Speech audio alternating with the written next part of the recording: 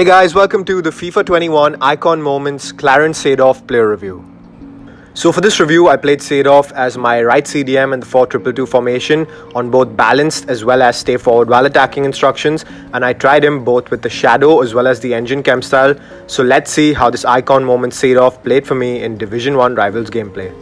So let's cover Seedorf's pace, and he has a combination of 83 sprint speed with 81 acceleration, and when further boosted with the shadow chem style, it takes it all the way to 93 sprint speed with 81 acceleration. To be completely honest, with the shadow chem style, he felt more like an 85 to 86 pace player, which is excellent speed for a midfielder, and he is one of the quicker midfielders that I've used all year.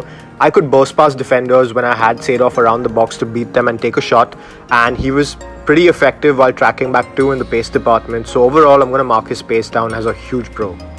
Seedorf's finishing overall was very impressive for a midfielder. He is hands down one of the best shooting midfielders that I've used all year. He has some cracked finishing attributes with a combination of 85 finishing, 99 shot power, 99 long shots with a long shot taker trait, and he also has 91 composure.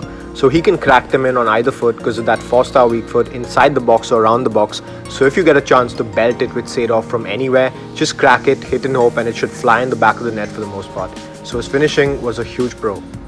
Seedorf's passing for a midfielder was also sublime. I could easily string together all of my attacks from central midfield position. I could distribute play effortlessly, make some intricate through balls, spread the play with his weak foot, make some crossfield balls. This guy could do it all in the passing department. He has some supremely high passing statistics with a combination of 93 vision, 93 shot and 91 long passing, and this guy is an absolute midfield maestro, and he has some of the best passing that I've used from any card all year.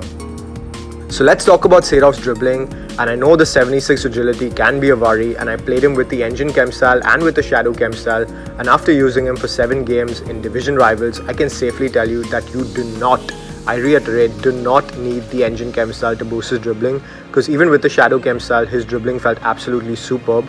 He stands at 5'9" with a smaller frame in game, and that actually enhances his dribbling. I know the 76 agility could be a concern, but it isn't, trust me, because the rest of his dribbling attributes are just superb. He has 89 balance, 94 ball control and 90 dribbling with the 4-star skill moves, and on the ball he felt absolutely smooth even in slightly delayed gameplay. So Seedorf defensively with the shadow chem style boost has some pretty impressive above average defensive stats across the board, and I thought he'd be way more effective in defense. But honestly, his defending was average. It was nothing spectacular, so don't expect an N'Golo Kante-like performance. His defending wasn't bad by any means, but it wasn't extraordinary. Now, the thing that Seedorf does very well defensively is make a lot of interceptions, because he has a high interception stat at 82, and when you boost it further with the shadow chem style, it takes it all the way up to 92. So he was very clutch in breaking up my opponent's attacks and making some key interceptions, so that was very impressive. And also, if you want to pressure opponents while tracking back with him, he has phenomenal pace to track back and pressure opponents, so that was very effective with Seedorf as well. But I wouldn't recommend using him as an out-and-out CDM because he's wasted there. If you use him as an attacking right CDM, he is very, very effective. Now, physicality wise, Seedorf has 76 jumping with 67 heading accuracy, so don't expect him to win any header. He will win you some surprise headers, but his heading overall was very inconsistent. He also has 85 stamina. He will last you 90 minutes no problem. A couple of times when I did spam the team press button, he did get winded by the 88th minute, but to be completely honest, his stamina isn't a concern at all unless you really abuse that team press button, and he will last you 90 minutes effortlessly for the most part. Now, Seedorf was very strong as a midfielder, and he has a very pugnacious-like quality where he just rushes in and just steals the ball by bullying people off the ball using his strength. And that pugnacious quality will win you a lot of balls higher up the pitch, which you can take advantage of and convert into scoring opportunities. So I found his strength as a midfielder, even though he's very small in game, to be very effective, and his strength for me was a huge pro.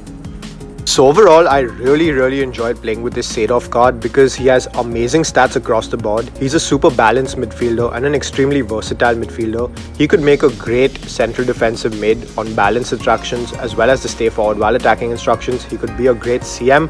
He could also try his hand to be a decent cam because he has good work rates and great shooting, pace, passing and dribbling attributes. So he can be very effective there. So centrally, this guy is a super versatile player and I was very impressed with him. Now, if I had to compare him to any player in this game, it would be the UEL road to the finals Renato Sanchez. they are so similar in terms of in-game quality and gameplay. That was ridiculous. It just felt like I was using an icon version of Renato Sanchez for the most part. But to be completely honest, I preferred using Seedorf even though his dribbling doesn't feel as great as Renato, because his shooting ability just clutches up. Renato misses a lot of shots from tighter angles, but Seedorf will bury them, and that's why I think Seedorf is better than that UEL road to the finals Renato Sanchez, and he really shines in the shooting department. Now, what's a fair valuation for this card? And in my opinion, 1.4 million coins isn't the worst value because he played amazingly well.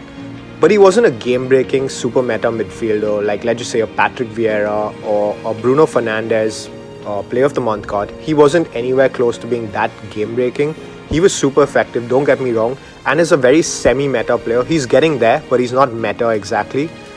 But a fair valuation would be anything under 1.1 million coins, because that would be phenomenal value for this card, because overall he's a super balanced, super versatile and extremely effective midfielder in game.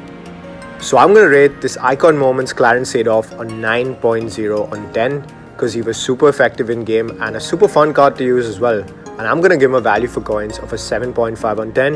If you can nab him under a million, phenomenal value for this card because he's amazing. But don't pay 1.5 million because that's a bit too steep, and you can find similar players who can offer you equal quality in game for a much better price. I hope you guys enjoyed this review, and if you did, please drop a sub on the channel and a like on the video. It would mean the world to me, and have a great day ahead, guys.